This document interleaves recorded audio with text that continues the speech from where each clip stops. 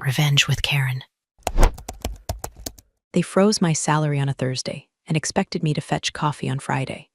That's when I knew we weren't living in a workplace anymore.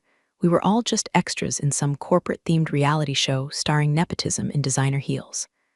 I'd been at Turnix Global for 12 years. 12. That's 144 months of Let's Circle Back. Can you take a quick peek? And just a heads up. I was the compliance officer, at least on paper. In reality, I was the unofficial janitor of everyone's digital mess. I cleaned up after directors who couldn't spell regulation, managers who thought audit trail meant wine tastings, and one CFO who used his corporate card to buy a hot tub, claimed it was for client immersion. I didn't complain. I didn't gossip. I didn't take lunch breaks. My superpower? I remembered everything. Every outdated protocol, every silent flag built into our ancient payroll backend, every access level signed off in a flurry of exits and mergers nobody bothered to document. I was the last thread holding the compliance quilt together, and like most office quilts, I smelled faintly of toner and regret. And I was invisible. People didn't see Mary. They saw the results of Mary. They saw a compliance box checked, an audit passed, a report filed 30 seconds before the deadline. It wasn't a person. I was a system function. And let me tell you, systems don't cry. They don't get invited to happy hour either.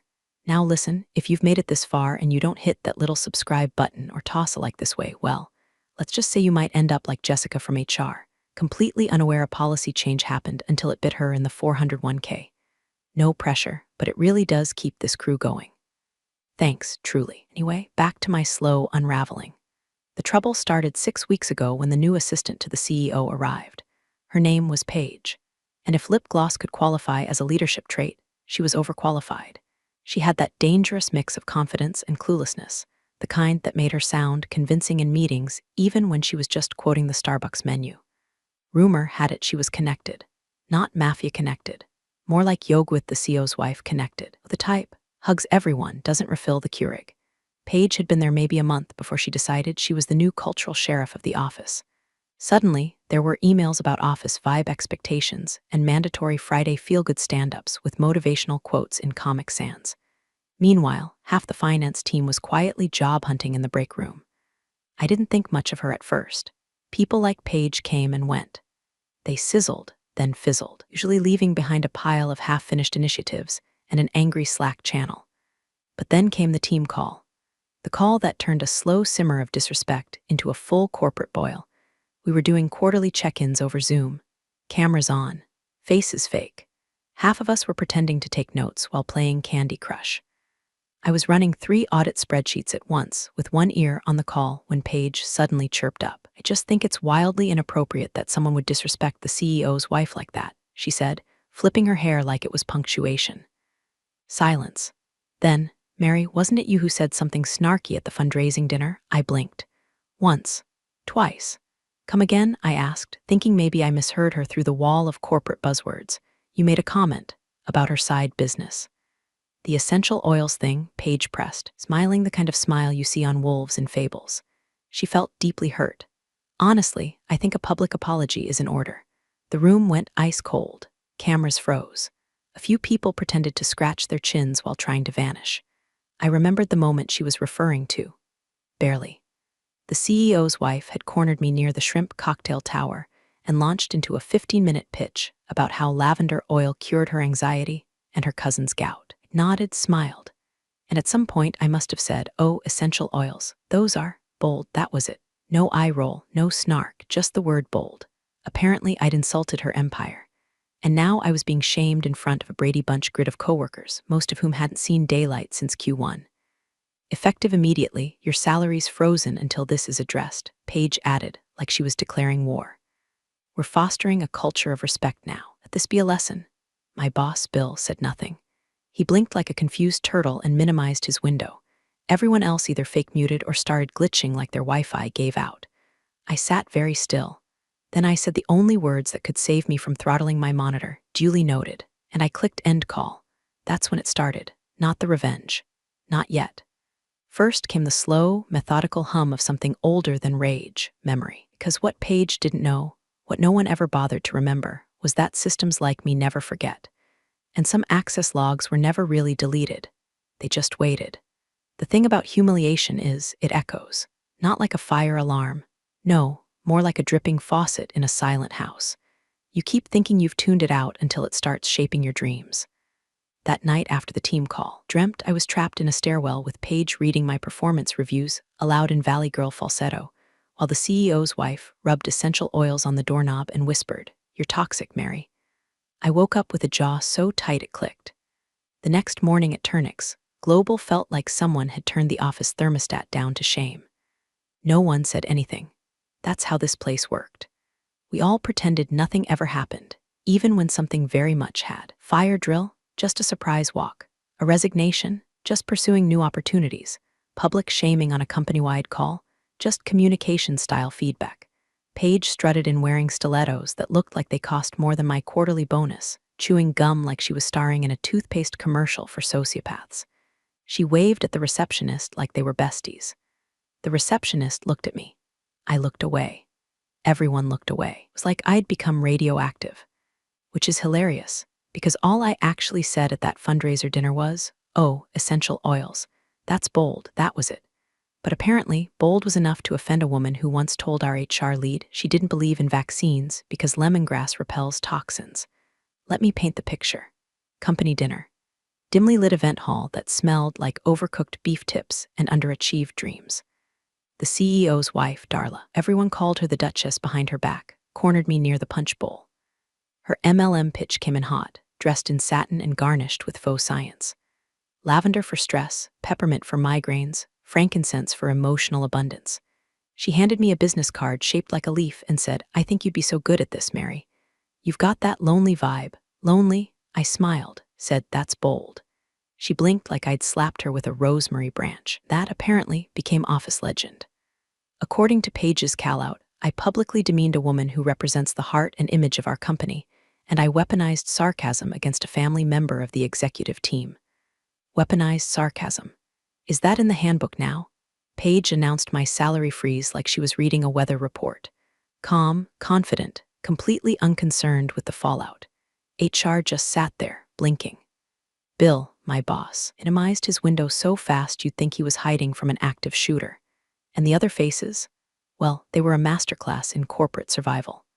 Eyes darting, fingers fake typing. Someone even coughed as if to say, "Don't look at me, I just work here." I felt something go very still inside me, not rage, not even embarrassment. Just the sound of another nail in the coffin of my belief that competence mattered. I unmuted, looked right into the camera, duly noted, and logged off. It wasn't dramatic. It wasn't brave. It was survival. The second I closed the laptop, I felt the office's silence wrap itself around me like one of those emergency tinfoil blankets, reflective, crinkly, totally useless. I sat there in my kitchen chair, a cup of cold coffee at my elbow, half a muffin uneaten. I hadn't even changed out of my pajama pants. But now, I was apparently the villain in the CEO's domestic drama. I stared at the screen. Then, without really thinking, I opened up the admin panel. Old habits, comfort food for the emotionally concussed. See, when you've been in compliance for over a decade, you don't rage. You log in, you check, you verify, you audit. Not out of revenge, out of instinct, out of muscle memory. And that's when I saw it. A ping. A single, blinking log entry that shouldn't have been there.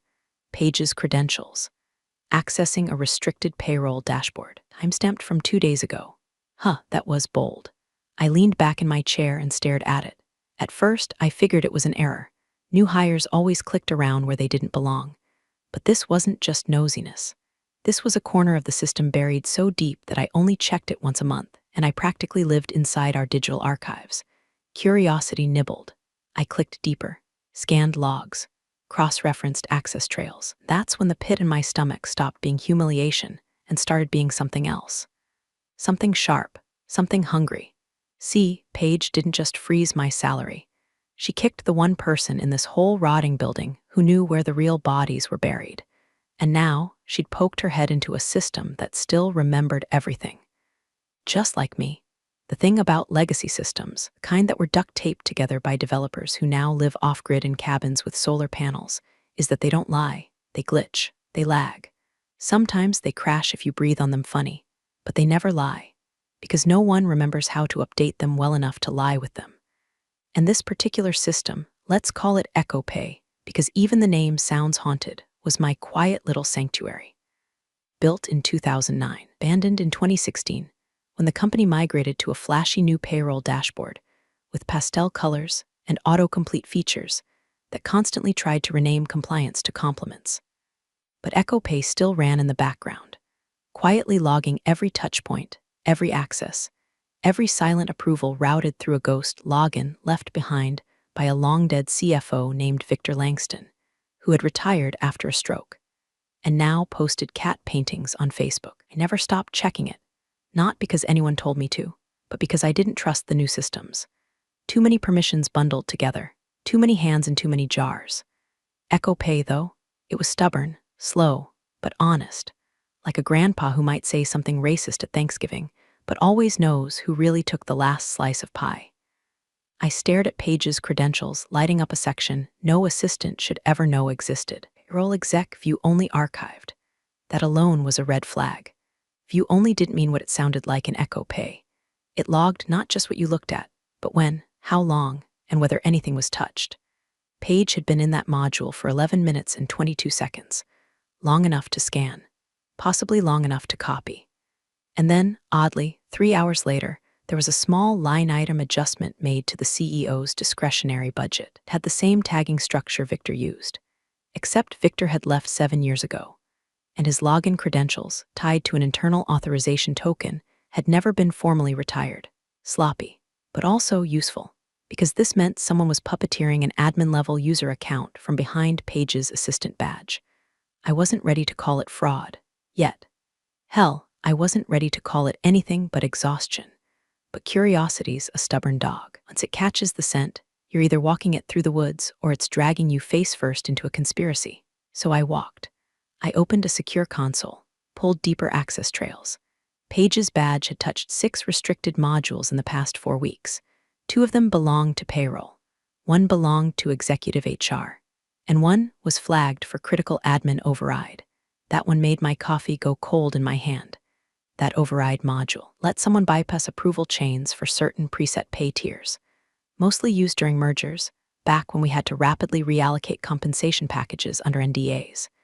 It was supposed to be dormant. Dormant doesn't mean dead. I started sweating, not fear, not even anger, focus. The kind of focus that comes when someone finally dares you to look deeper, when someone finally gives you a reason to open the drawer labeled just in case. And sure enough, there it was.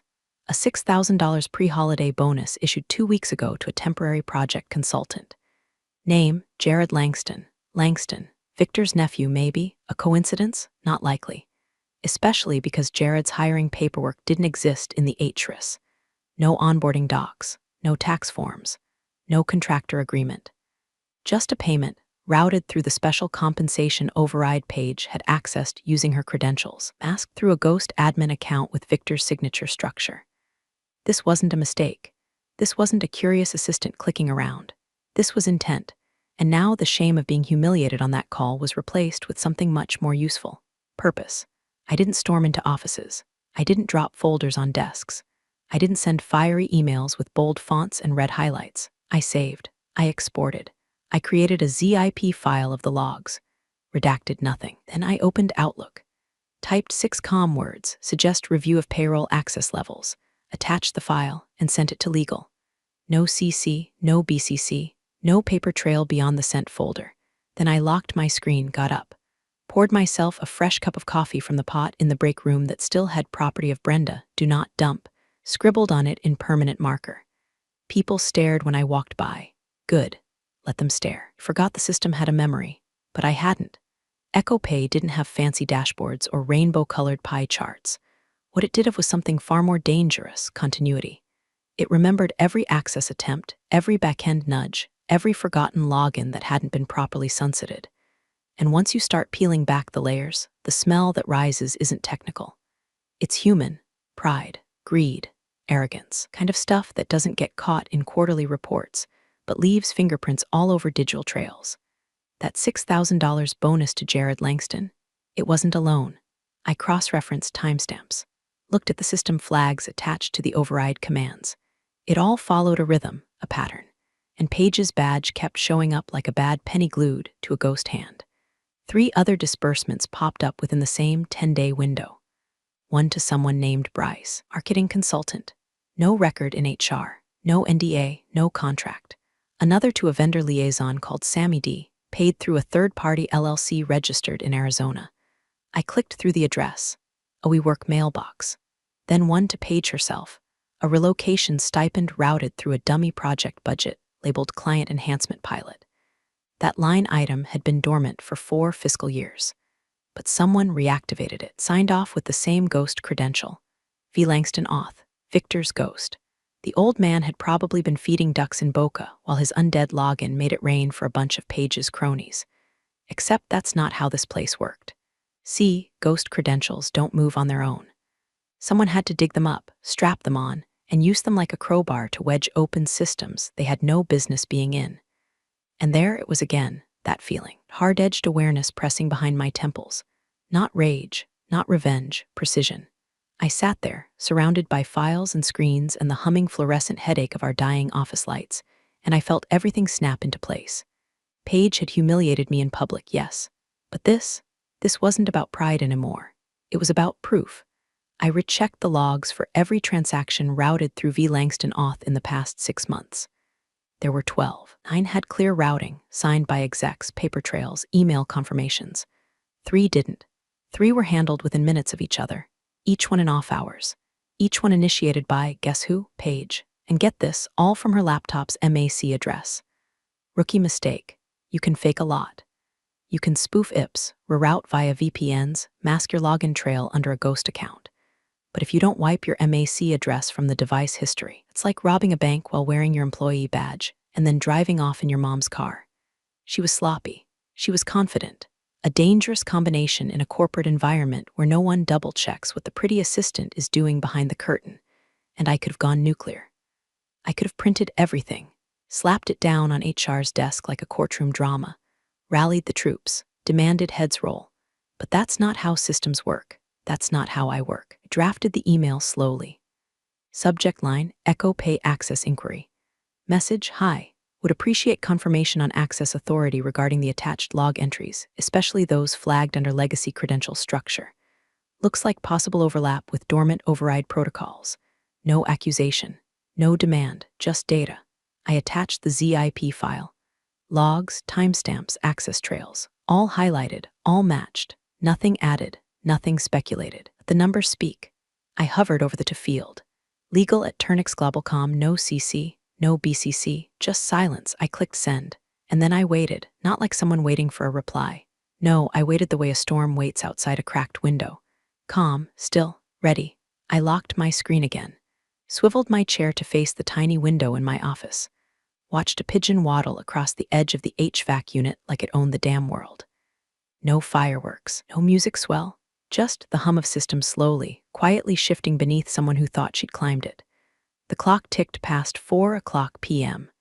I opened a spreadsheet and began my end-of-day compliance review, cell by cell, as if the sky wasn't about to fall on someone else's designer heels.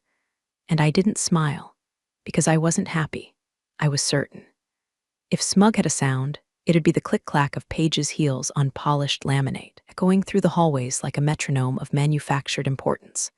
Every step she took after that team call sounded like a victory lap, and she made sure everyone knew who'd been lapped. Mary finally got put in her place, she said, loud enough for the intern at the copier to flinch. You know, some people just don't get the new culture. The new culture, apparently, was a blend of passive aggression, unpaid overtime in the name of hustle, kissing the CEO's wife's Etziran chakras like they were golden idols. No one said this out loud, of course. They just nodded along with Paige's declarations, eyes darting toward me like kids watching the dog that got kicked under the dinner table. I said nothing, because silence is louder than sarcasm when wielded properly, and I was sharpening mine like a blade.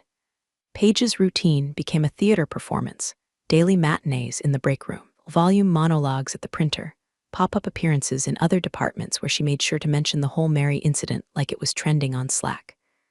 I mean, compliance is important and all, she said one morning, hovering over someone's shoulder in finance. But if you don't evolve with the company culture, you just become a blocker. A blocker. I've passed more audits than this girl has had hair colors, But sure, blocker. That day she brought in cupcakes, just a little something to reset the vibe. She chirped, balancing a pink bakery box while wearing a sweatshirt that said good vibes, only in glitter font. I watched 3 people pretend to be allergic to sugar just to avoid accepting one. She kept nudging that new culture line like it was a mantra, a cudgel, a cleanse. Legacy systems, legacy people, she said once near the copy room, trailing off just long enough to let it hang like a fart in an elevator. I was at the water cooler when she said that one. She didn't even glance my way. That's the power move, right? Humiliate someone not by shouting them down, but by pretending they're too irrelevant to engage, like swatting at a cobweb. But I kept doing what I always did, showed up, logged in, reviewed logs, filed reports. Read policies page probably thought were just decorative, and every few hours I checked my inbox. Nothing from legal, yet, which didn't bother me. Legal moved slow. That's why their shoes never squeaked. I knew how long it took a quiet email to roll into an avalanche. I'd caused a few in my day. Only difference was, back then, I wasn't the target. This time, I was holding the string from below, so I waited, watched Paige as she rallied her little army of fake laughs and forced small talk. Listened to her pitch an employee-led innovation squad and suggest we do a compliance-themed TikTok. HR actually nodded. One guy from IT muttered, "Kill me," into his sleeve. She didn't see the shift yet. Didn't see how people stopped making eye contact after she left the room. How they winced just a little when she said, "Let's sync up later." How one poor soul from marketing hit reply all with "Absolutely, boss babe," and then quietly asked me if he could unsend Outlook emails from 2009. He didn't see it because Paige had confused attention with affection. But attention is a two-way mirror, and I was watching her through the part she couldn't see. I noticed she had a new tablet, one of those absurd foldable ones, like a phone melted into a journal. She liked to walk around holding it like a sacred text, tapping things no one could see, pretending to be too busy to sit still. But it was the lanyard that really killed me. It swapped out her standard issue badge holder for designer one, white leather with gold trim. The kind of thing you'd find in a TikTok day in the life of a girl boss video. It dangled there like a trophy. Too bad her credentials were dirtier than the office microwave. A few times, she tried to bait me directly. "Mary, do you need help logging your time now that you're on pause? I know these systems can be tricky for the more traditional team members." Once, even winked, like we were in on some joke together. Like I wasn't holding a digital file with enough evidence to bury her in HR procedures until retirement age. Still, I said nothing. Didn't take the bait, didn't flinch, I waited. Because Paige was so busy writing her victory speech, she never stopped to check if someone else was editing the ending. The reply came 2 days later. Short, crisp, unbothered, interesting find. Following up. That's it. No signature. No timestamped chain of approvals. Just 6 syllables in a reply bubble that felt like a fuse being lit. Now, you'd think after 12 years in compliance I'd have a thicker skin about legal's poker face. But that line, interesting find, had a specific flavor. I'd used it myself when quietly preparing a noose out of policy violations. It meant, "You're not wrong, but I'm not tipping my hand yet." I reread the email 3 times, not for hidden meaning, but to hear the tone. And then I deleted it from my inbox and emptied the trash. Not because I was scared, because I knew what was coming. See, in this line of work, you don't announce storms. You track the pressure drop, smell the ozone, and brace the windows. That afternoon, legal's door stayed closed longer than usual, not slammed, just closed. Karen, the junior legal associate, didn't make her usual rounds asking for compliance dates. He didn't even pick up her 3rd cup of tea from the break room. That's when I knew something had shifted. Then came the audit guy, Timothy Walker. 2 first names, no sense of humor. The kind of man who wore shirts so stiff you could cut bread with the collar. He normally stuck to quarterly protocol reviews and resented being asked to smile. I spotted him walking across the open floor with a blue binder labeled Access Level Verification, FI 23. The binder only came out when someone upstairs said the words potential misconduct. He passed by Paige, who was chatting at someone's desk about a vision board workshop she wanted to organize. Timothy didn't even blink. She didn't notice him. She didn't know, which made the whole thing even more surreal. It was like watching someone do cartwheels on a frozen lake while you could already hear the cracks forming under their feet. At 2:11 p.m., I caught a sliver of conversation from behind legal's door as someone exited for printer run. "We'll need historical logs." That was enough for me. Historical logs meant they weren't just looking at my ZIP file anymore, they were running back through months of system entries. Possibly years. That meant they had questions. That meant someone was peeling apart the override approvals with tweezers. And Paige was in the middle of scheduling lunch and learn, manifesting success in the workplace. I almost choked on my coffee. She still thought she'd won. She still thought I'd slinked back to my corner, salary frozen, dignity cracked, too embarrassed to fight back. She didn't notice that HR hadn't mentioned the call since. She didn't notice that people had stopped laughing when she made her usual jabs in the hallway. He didn't notice that it had begun checking badge logins on floor 7 where the executive servers lived. Because Paige didn't see systems. She saw scenes. She thought she was the protagonist. Meanwhile, legal was writing her epilogue. That week, I stayed quiet. I didn't even look her way during meetings. When she dropped and as someone who's close to leadership line during a check-in, I didn't flinch. She made a joke about people holding grudges longer than their employee IDs. I just tapped my pen and kept typing. But I watched Karen pop her head into the audit office, watched Timothy print 30 pages of badge scan history, watched legal's admin flag something in the payroll system with a post-it note and tuck it into a red folder, watched the compliance portal go offline for scheduled maintenance. None of this was visible to the untrained eye. To me, it was a symphony, a slow-building crescendo of quiet panic tightening around Paige like a zip tie. And the best part? She still had no idea. She wore a new watch that week. Gold, too flashy. Probably a gift from the same discretionary budget she had no business accessing. She pitched a new employee initiative, Sparks of Joy Fridays. I nearly burst a blood vessel. She bragged about possibly speaking on a panel for women in leadership sponsored by the CEO's wife's MLM circle. I sipped my coffee. I let her dance, because the echo had already left legal's walls. And now it was bouncing through every hallway in the building, quiet, relentless, gaining speed. Soon, it would hit her square in the chest, and I'd be there, not to say I told you so, but to ask what kind of cupcakes she'd like for her going-away party. Payroll Monday. There's a tension in the office on payroll days, even when things are running clean. It's like a low electrical hum, subtle, but always there. No one wants to be the person who delays payday. Not in this economy. Not at a company where morale's already being held together with free vending machine snacks and twice-a-year pizza parties. But this Monday had teeth. It started like any other. Sky was overcast. Fluorescent lights in the hallway buzzed in that way that makes your molars itch. I got to my desk early. I always do, made my coffee. Black, burned, just the way I like it when I'm anticipating a bloodletting. My screen flickered to life. Echo Pay was already logged in. I hadn't touched it, hadn't needed to, it just knew. Some systems get sensitive before they crash. Echo Pay, it got sensitive before someone else did. 8:17 a.m. Paige entered the building like she was on a runway in Milan. New heels, red-soled and high enough to rupture an ACL. Designer bag swinging off one shoulder. Her tablet in one hand, phone in the other. She was mid-laugh when she strolled past reception, telling someone on speaker about her absolutely transformational weekend spa retreat. Like, I swear the salt cave healed me, she said, as if anyone asked. He paused to give her reflection a quick glance in the glass of the elevator panel. I swear she winked at herself. People noticed. They always noticed Paige. She was loud enough to be impossible to ignore and shiny enough to distract from the smell of something burning. 9:04 a.m. Legal entered. Not loud, not flashy. Just 3 figures in tailored suits, holding slim black folders under their arms like they were delivering sermon notes.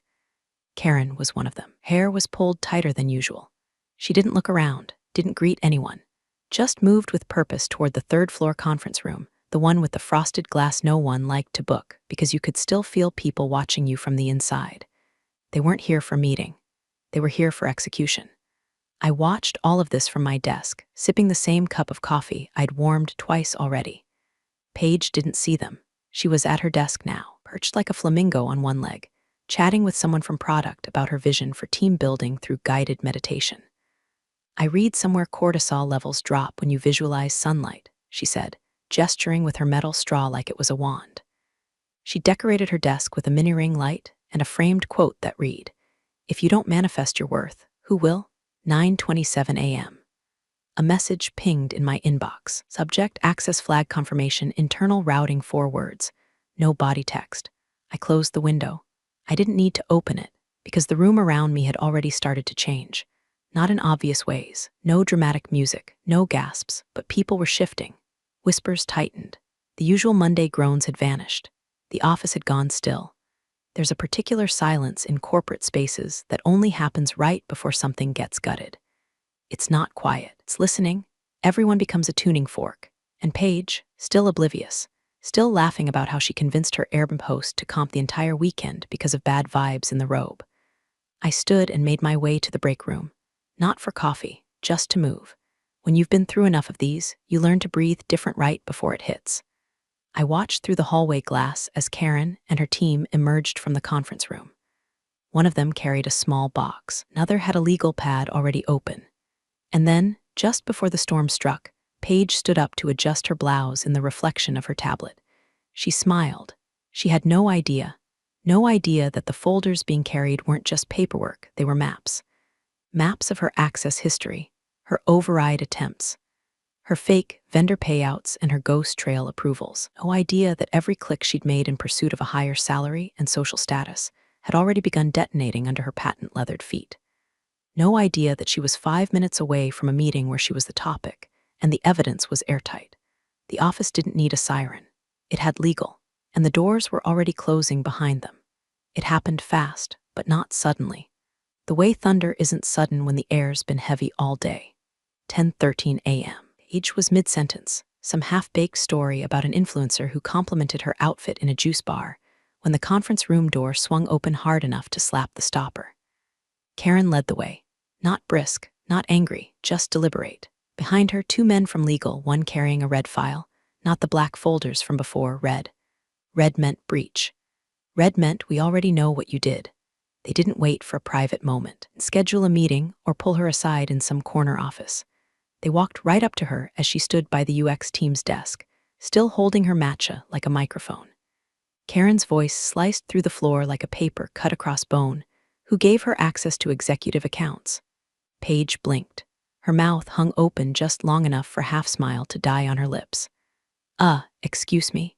Karen didn't repeat it. She pulled a printed sheet from the file and held it up like it was a warrant. This log shows restricted-level access tied to your credentials, she said. Access to payroll structures assigned to executive-level review only. Timestamps align with unauthorized compensation overrides. Do you recognize these? She turned the paper. Paige reached for it like she thought she was being handed a menu. Her fingers barely brushed the edge before Karen yanked it back. This isn't a discussion, Karen said, voice even. This is a forensic review. The room froze, not just her corner, the whole damn floor. Even the devs who usually wore headphones like life support were paused, cursor blinking on their screens like Morse code for holy shit. Paige's eyes darted toward the break room, toward HR, toward anyone who might toss her a lifeline. No one moved. HR didn't toss lifelines. HR tossed disclaimers. Came running, all right, 2 of them. One red in the face, already flipping open her iPad, the other fumbling with a corporate-tissued manila envelope like it was a live grenade. Karen pressed forward. These 3 disbursements, she said, flipping to a second page. Issued to entities with no contractor paperwork, no onboarding, no W-9s. All routed through a dormant project code, accessed from your machine using a legacy credential that should have been retired in 2016. She didn't raise her voice. She didn't have to. Rage doesn't speak loudly when it's backed by a binder full of timestamps and badge scans. At this point, Paige looked less like a girl boss and more like a deflated pool toy left on a balcony in winter. Her voice cracked. I didn't know what that was. I was just looking at some old stuff. I didn't change anything, you approved them. Karen interrupted. Logs don't lie. Another sheet. Another line of evidence. The red folder now had tabs. This isn't a misunderstanding, Karen added. We've pulled badge access. We've pulled MAC address trails. Every adjustment ties back to your workstation. Some were done after hours, some while you were traveling. VPN usage confirms remote access. You didn't just see it, Paige. You used it. Paige looked around, but the walls had closed. Suddenly her shoes looked too loud. Her jewelry too bright, the room too quiet. Is this a joke? She stammered. Someone near the window snorted. Karen turned to HR. Her badge, please. It was almost ceremonial. One HR rep extended their palm. Paige hesitated. Then, silent, trembling, she unclipped the white leather lanyard she'd paraded around for weeks and placed it in their hand. Not thrown, not flung. Just placed, as if letting go might buy her dignity back. It didn't. Karen turned slightly, speaking to no one and everyone. "We are conducting a security review. If you have received any discretionary bonuses, stipends, or out-of-cycle payments in the last 90 days, you'll be contacted by audit." That was for the room. That was to make sure everyone understood this wasn't an isolated moment. This was a system purge, a reset. And then, just like that, each was escorted to her desk by HR. The silence trailed behind them like an invisible parade float. People didn't look directly. They watched her reflection in their monitors.